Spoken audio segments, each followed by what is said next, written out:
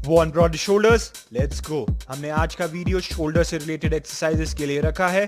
पूरा वीडियो ध्यान से देखिए क्योंकि शोल्डर की हर मसल के लिए कौन सी एक्सरसाइज इंपॉर्टेंट है ये सब हमने अच्छे से बताया है। तो चलिए आज का वीडियो स्टार्ट करते हैं।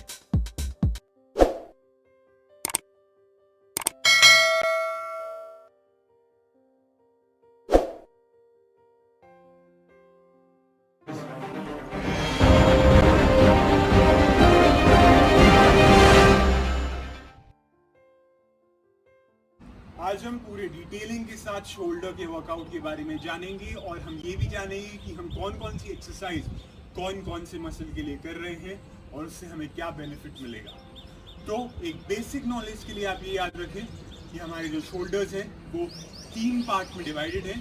The first one is the front one, the middle one and the third one is the rear one. इसको साइंटिफिक टर्म्स में आप देख सकते हैं कि क्या कहा जाता है, बट हम एक नॉर्मल और इजी वे में सीखने के लिए आज हम इनको फ्रंट, मिडिल और रियर के हिसाब से देखेंगे।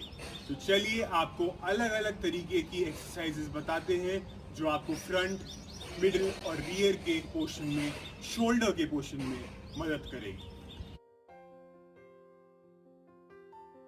तो हमेशा जब भी हम स्टार्ट कर रहे हैं कोई भी एक्सरसाइज तो हमेशा वार्म अप करना बहुत ज़रूरी है। तो आप जंपिंग जैक का मूवमेंट ले सकते हैं जिससे आपकी हाथ बहुत अच्छे से वार्म अप हो जाएंगे जब भी हम शोल्डर या फिर चेस्ट कर रहे हैं। आप स्किपिंग का भी मूवमेंट ले सकते हैं बिना रोक के, जिससे आपकी जंपिंग एक्सरसाइज एक बार आप अच्छे से कर लेंगे तो वार्म अप बहुत बढ़िया हो जाएगा। बट अब हमेशा एक चीज़ याद रखिए कि अब जब हम चेस्ट का वर्कआउट कर रहे हैं या फिर जैसे आज हम शोल्डर का वर्कआउट कर रहे हैं तो एक वार्म अप सेट के लिए पुशअप ज़रूर करें। पुशअप करते समय हमेशा याद रखिए कि नीचे जाएंगे तो 2 सेकंड का होल्ड करिए और फिर वापस जब ऊपर आएंगे तो 1 सेकंड का होल्ड जरूर करें। हमेशा एक प्रॉपर कॉन्ट्रैक्शन का मूवमेंट होना चाहिए जो हमारी मसल्स को मिलना चाहिए, जिससे वो असर करता है। पुशअप या फिर कोई भी एक्सरसाइज आप कर रहे हैं तो अगर एक प्रॉपर रिलैक्सेशन और कॉन्ट्रैक्शन का टाइम मिलेगा मसल को तभी वो हमें फायदा करेगा। तो हमेशा वार्म अप की सेट के लिए हम, अगर आप इंटरमीडिएट है तो 10 से 15 लीजिए, अगर आप एडवांस लेवल में हैं और आप बहुत अच्छे जिम कर चुके हैं तो 15 से 20 आप आराम से ले सकते हैं। 15 से 20 रेप्स एक वार्म अप पुशअप सेट के लिए लीजिए। देखिए नीचे गए और ऊपर आए, आपका चेस्ट बहुत अच्छे से वार्म अप हो जाएगा। पुशअप में आपके सेकेंडरी मसल शोल्डर रहते हैं तो वो भी अच्छे से वार्म अप हो जाएंगे।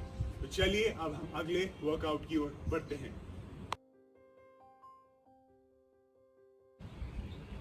सबसे पहले हम ओवरहेड प्रेस करेंगे जिसे शोल्डर प्रेस भी कहा जाता है। आपका मूवमेंट ऐसा रहेगा, हमेशा याद रखिए कि ये 90 डिग्री सीधा एकदम शोल्डर से, और थोड़ा सा आपका जो ये वाला जो मूवमेंट है वो थोड़ा सा इधर होके ऐसा रहेगा। हमेशा याद रखिए दोनों मूवमेंट अच्छे से और एक प्रॉपर अलाइनमेंट के साथ होना चाहिए, इधर उधर का मूवमेंट होके नहीं होना चाहिए। आप ऑब्वियसली घर पे हैं तो उस चक्कर में आप ज़्यादातर डंबल्स आपके पास हो ना हो इसका कोई हमें आइडिया नहीं है, इस वजह से आप ब्रिक्स का भी इस्तेमाल कर सकते हैं। आप अगर एडवांस लेवल पे ट्रेनिंग कर रहे हैं तो आप सिलेंडर का भी इस्तेमाल कर सकते हैं। अगर आप बिगनर्स हैं तो आप बॉटल का इस्तेमाल कर सकते हैं। मैं डिमॉन्स्ट्रेट करने के लिए अच्छे से डंबल्स का इस्तेमाल करूंगा। तो मूवमेंट आपका कुछ इस तरीके से रहेगा, ये आपका मूवमेंट, आप ऊपर गए, पॉज लिया और फिर नीचे आते समय धीरे से और फिर 1 सेकंड का पॉज इधर और फिर वही मूवमेंट। अभी सिर्फ डिमॉन्स्ट्रेशन कर रहा हूं तो बिगनर्स इसको 8 से 10 रेप्स ले सकते हैं। अगर आप इंटरमीडिएट हैं तो फिर आप जो रेप्स हैं उनको 10 से 15 के बीच में ले सकते हैं। अगर आप एडवांस लेवल की ट्रेनिंग कर रहे हैं तो मिनिमम 15 रेप्स ज़रूर लीजिए।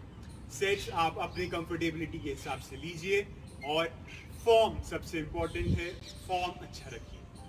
चलिए तो अब इसके बारे में जानते हैं कि ये जो हमने एक्सरसाइज की वो कौन से मसल के लिए है। तो ओवरहेड प्रेस या फिर शोल्डर प्रेस जिसे कहा जाता है वो सबसे अच्छी मुझे इसलिए लगती है और सबसे पहले मैं इसलिए उसे लेता हूँ क्योंकि वो हमारे तीनों जो फ्रंट, मिडिल और रियर शोल्डर के जो पोजीशंस हैं उन तीनों मसल्स पे काम करती है।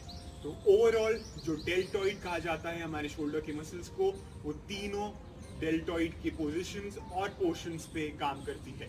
साथ साथ जो हमारा रोटेशन कफ होता है, जो एक सॉकेट है इधर, वो उस पर भी अच्छे से काम करती है, जिससे हमारे जो हाथ का मूवमेंट है वो अच्छा स्ट्रांग होता है और हमें जो शोल्डर्स की इंजरीज है उनको हम अवॉइड कर सकते हैं।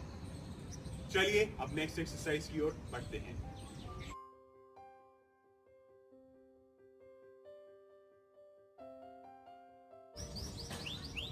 सबसे पहले हम फ्रंट डेल्टॉइड, जो हमारा फ्रंट एरिया है हमारे शोल्डर का, उसकी एक्सरसाइजेस के बारे में जानेंगे। तो सबसे पहली एक्सरसाइज जो हम उसके लिए करेंगे वो है फ्रंट रेस। आपका मूवमेंट ऐसा रहेगा, आपके हाथ सीधे रहेंगे, आपके एल्बो के नीचे का जो हाथ का पोजीशन है उसको आप थोड़ा सा अंदर की साइड रखेंगे। आप ऊपर लाएंगे अपने हाथ को और फिर नीचे ले जाएंगे। ऊपर लाएंगे तो शोल्डर के थोड़ा सा ऊपर का वो लेवल रहेगा। उसको जब आप ऊपर लाएंगे थोड़ा सा 1 सेकेंड का पॉज और फिर 3 सेकेंड्स के साथ साथ उसको नीचे ले जाएंगे। हमेशा याद रखिए कि जब आप ऊपर ले जा रहे हैं तो जो आपकी ब्रीदिंग है वो बहुत इंपॉर्टेंट है। ब्रीदिंग का जो मूवमेंट है वो ऐसा रहेगा कि जब आप इसको ऊपर ले जा रहे हैं तो आप ब्रीथ इन करेंगे और जब आप नीचे ला रहे हैं तो ब्रीथ आउट करेंगे। तो डंबल्स के साथ मैं आपको दिखा दूं, आप साथ साथ इसको, अगर आपके पास फुटबॉल, बास्केटबॉल या फिर ब्रिक्स, बॉटल्स या फिर सिलेंडर है, आप उसके साथ भी इसको कर सकते हैं। आपका मूवमेंट कुछ इस तरीके से रहेगा, हाथ की पोजीशन ऐसी, और आप इसको ऊपर ले जाएंगे और फिर स्लोली नीचे लाएंगे। आप साथ साथ इसको ऐसे भी कर सकते हैं कि ऑल्टरनेट हैंड के साथ भी कर सकते हैं। ऑल्टर हैंड में आप ये ले जाएंगे, नीचे लाएंगे। एडवांस वालों के लिए आप चाहें तो ऑल्टरनेट के साथ साथ उसको दोनों साथ में कर सकते हैं। जैसे आपने ये लिया, ये ऑल्टरनेट हैंड्स के साथ हो गया और फिर उसके बाद तुरंत बाद उनको दोनों इसके साथ कर सकते हैं। तो हमारे जो फ्रंट एरिया है हमारे शोल्डर का, उसमें ये बहुत हेल्प करते हैं और उसी पे हमारा फोकस रहता है जब हम फ्रंट रेस करते हैं।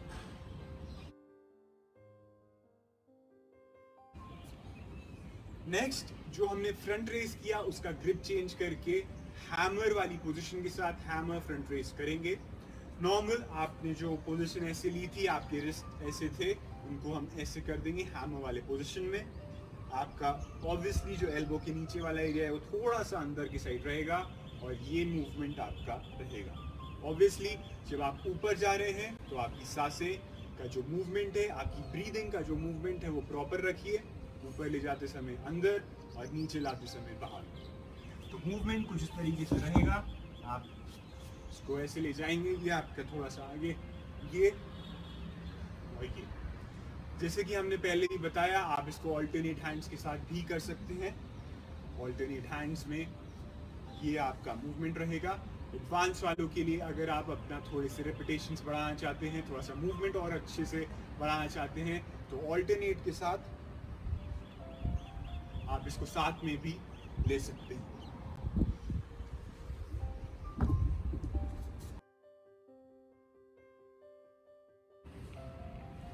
नेक्स्ट हम कंट्रोल्ड अर्नोल्ड प्रेस करेंगे। अर्नोल्ड प्रेस नॉर्मल भी एक होता है और ये कंट्रोल्ड है। कंट्रोल में यूजुअली ज़्यादातर हमारे फ्रंट शोल्डर एरिया में ये हमें बेनिफिट करता है। हम दोनों अर्नोल्ड प्रेस के वेरिएशंस को साथ साथ दिखाते हुए उनके वेरिएशंस में जो डिफरेंस रहता है वो भी आपको आगे के वीडियो में दिखाएंगे, तो पूरा अच्छे से देखते रहिए। हम सिटिंग पोजीशन में रहेंगे। आपका अगर स्ट्रेट चेयर आपके पास में हो जिससे आपका बैक स्ट्रेट हो सके, वो चेयर पे आप बैठिए। आपका मूवमेंट कुछ इस तरीके से रहेगा। यूजुअली हमेशा याद रखिए, पहले मैं आपको बिना डंबल के दिखा देता हूँ। आप इस पोजीशन में रहेंगे, आप थोड़ा सा शोल्डर जो आपका सीधे है उससे नीचे रखते हुए इसको अपने फेस के सामने रखेंगे। आपके रिस्ट एकदम स्ट्रेट और आपका जो मूवमेंट है वो ये ऐसा रहेगा कि जब आप इसको खोलेंगे आपका एक पॉज थोड़ा सा शोल्डर के नीचे, ये आपका ये मूवमेंट, आप ऊपर जाएंगे, वापस आएंगे, पॉज लेंगे और फिर उस मूवमेंट में आएंगे।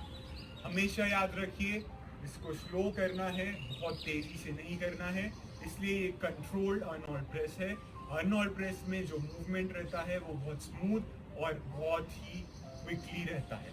इसमें हम इधर ले जाएंगे और फिर उसको ऊपर लेके नीचे वापस उस पोजीशन में लाएंगे। डंबल के साथ ऑब्वियसली आप ब्रिक्स, बॉटल या फिर बॉल के साथ भी ये कर सकते हैं। बॉल के मामले में आप देखिएगा, कोशिश करिएगा कि वो बहुत ही लाइट हो, जैसे कि फुटबॉल या वो जिनका आप कंट्रोल मूवमेंट कर सकते हैं। डंबल्स में आप ये पोजीशन आपकी रहेगी, आप इससे स्टार्ट करेंगे यहाँ पे।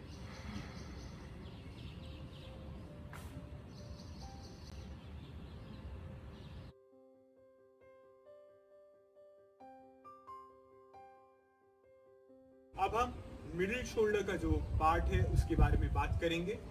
इसमें हम सबसे पहले लेंगे जो हमने ओवरहेड प्रेस शुरुआत में लिया था, उसका बिहाइंड द नेक। यूजुअली आपसे हो सके तो आप किसी स्टिक से, और अगर आपके पास में रॉड हो तो आप उससे करिए। मैं आपको रॉड से करके दिखाता हूँ। आपकी पोजीशन का जो मूवमेंट है और पोजीशन है वो ओवरहेड प्रेस की तरह ही रहेगा, बट आपको थोड़ा सा नीचे लाना है। ये आप इसको ऐसे रखेंगे,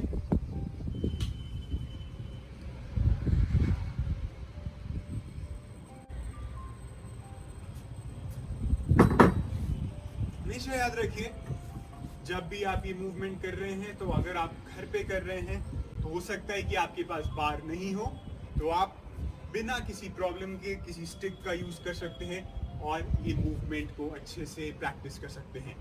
आप ऑब्वियसली ब्रिक के साथ या फिर डंबल्स के साथ भी इस मूवमेंट को कर सकते हैं, बट बैलेंसिंग करना बहुत अच्छे से इम्पोर्टेंट होगा।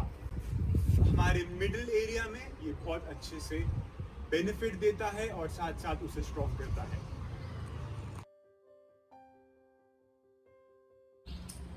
Next one is Arnold press. जैसे कि हमने आपको पिछले वेरिएशन में कंट्रोल अर्नोल्ड प्रेस बताया था, अब हम आपको नॉर्मल अर्नोल्ड प्रेस बताएंगे और साथ साथ उसके डिफरेंस भी बताएंगे।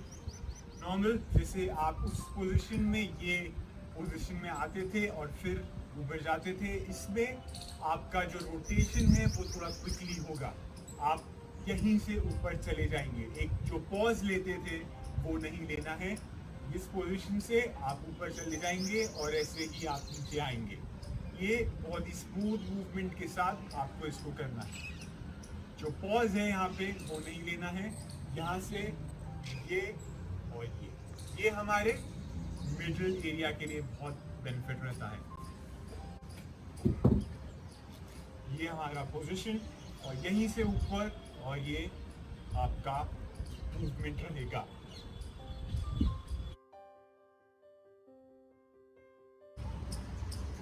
Next one is side raise या फिर लेटरल रेस। ये बहुत ही कॉमन सा एक मूवमेंट है जो शोल्डर जब भी आप कर रहे हैं तो आप सभी करते हैं। आपकी पोजीशन ऐसी रहेगी, ऑब्वियसली जो आपका एल्बो है उसके नीचे का जो पोर्शन है उसको थोड़ा सा अंदर रखेंगे और आपका जो मूवमेंट है वो ऐसा रहेगा। जब भी आप ऊपर आ रहे हैं तो जो शोल्डर पोजीशन है उससे थोड़ा सा ऊपर आएगा आपका हाथ और फिर वैसे ही नीचे जाएगा। ऊपर लाइए, 1 सेकंड का पॉज करिए और फिर 2 सेकंड या फिर 3 सेकंड के इंटरवल के साथ साथ उसको नीचे ले जाइए। आप ग्रिप चेंज करके भी इस एक्सरसाइज को कर सकते हैं।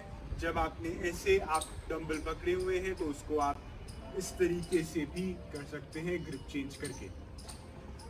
आपका जो मूवमेंट रहेगा वो कुछ ऐसा रहेगा, ये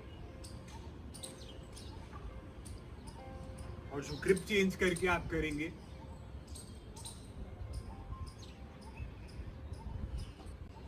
ये। जो एडवांस लेवल की ट्रेनिंग कर रहे हैं वो इसको ऑल्टरनेट भी कर सकते हैं। एक मूवमेंट आप इस ग्रिप से लेके अगला मूवमेंट आप इस ग्रिप से ले सकते हैं। अपने हिसाब से आप उसको मॉडिफाई करके रेप्स और सेट्स अपने हिसाब से ले सकते हैं।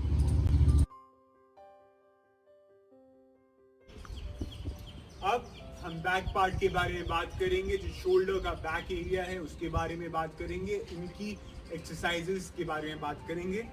हमेशा ये जो सारी एक्सरसाइजेस हम बैक पार्ट के लिए करेंगे उसमें हमारा जो पोजीशन है वो कुछ इस तरीके से रहेगा।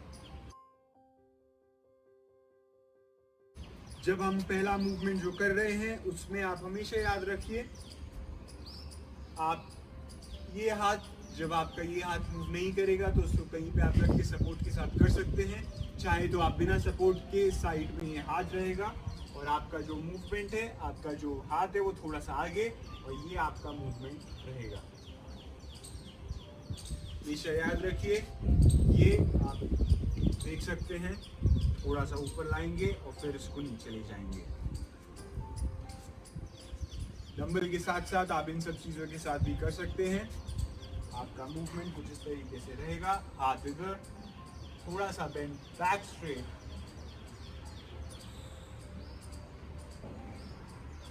हमेशा याद रखिए ऊपर आएंगे तो थोड़ा सा पॉज और फिर नीचे उसी 2 या 3 सेकंड के गैप के साथ जाएंगे।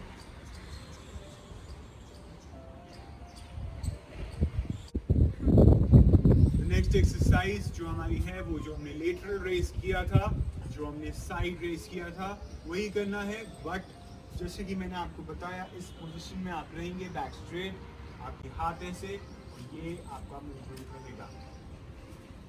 आप डंबल से जब भी मूवमेंट करेंगे तो जब आप ऊपर आ रहे हैं तो 1 सेकंड का पॉज लीजिए और वही 2 से 3 सेकंड के गैप में आप उसको नीचे ले जाइए।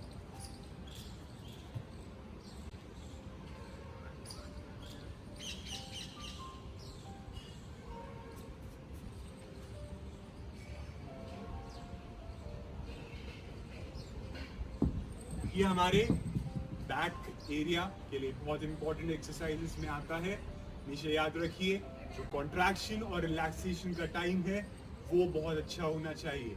जो हम 1 सेकंड ऊपर हर एक्सरसाइज में ला रहे हैं वो कॉन्ट्रैक्शन के लिए ला रहे हैं, और जब भी हम नीचे ले जा रहे हैं जो 2 से 3 सेकंड हम लोगों को गैप दे रहे हैं वो रिलैक्सेशन के लिए है। तो वो बहुत इंपॉर्टेंट है।